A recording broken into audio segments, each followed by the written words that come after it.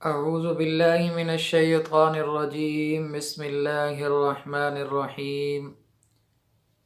میرے واجب الاحترام دوستوں اور بھائیوں بزرگوں، السلام علیکم ورحمۃ اللہ وبرکاتہ۔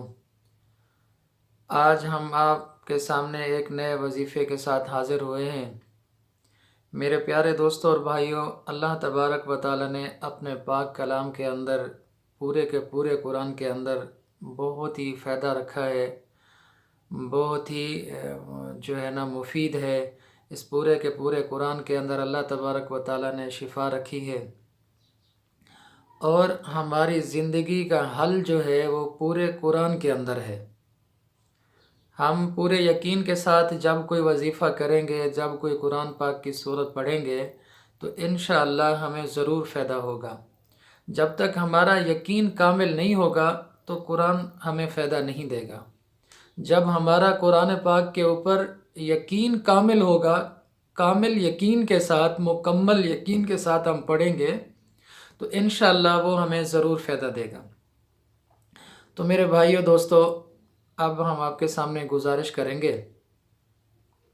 کہ سب سے پہلے آپ نے یہ کرنا ہے کہ وضو کرنا ہے۔ وضو کر کے ایک جگہ پر بیٹھ جانا ہے، اور وظیفہ کس طرح پڑھنا ہے، کون سی سورہ پڑھنی ہے، کس سورت کی آیات مبارکہ پڑھنی ہے۔ سب سے پہلے جب آپ وضو کر کے ایک جگہ پر بیٹھیں گے، مصلی کے اوپر بیٹھ جائیں یا نیچے کسی جگہ پر بیٹھ جائیں، تو آپ نے 3 مرتبہ درود ابراہیمی پڑھنا ہے۔ درود ابراہیمی 3 مرتبہ پڑھنے کے بعد سورہ بقرہ کی آیات نمبر 6 پڑھنی ہے۔ اس کے بعد پھر آپ نے دوبارہ 3 مرتبہ درود ابراہیمی پڑھنا ہے۔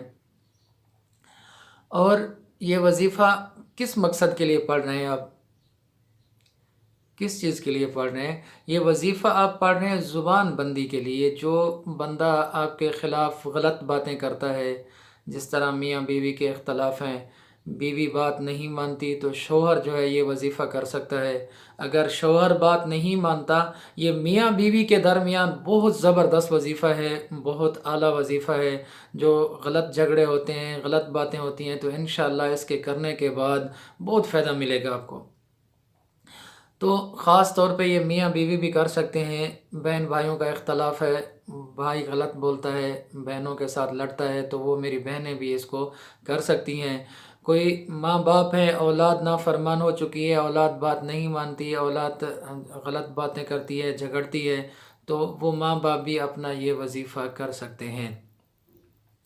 تو آپ نے پڑھنا کس طرح سے ہے؟ آپ نے سب سے پہلے درود ابراہیمی پڑھنا ہے، اس کے بعد سورہ بقرہ کی آیات نمبر 6 پڑھنی ہے 11 مرتبہ۔ کون سی آیات نمبر 6 پڑھنی ہے اور کس طرح پڑھنی ہے؟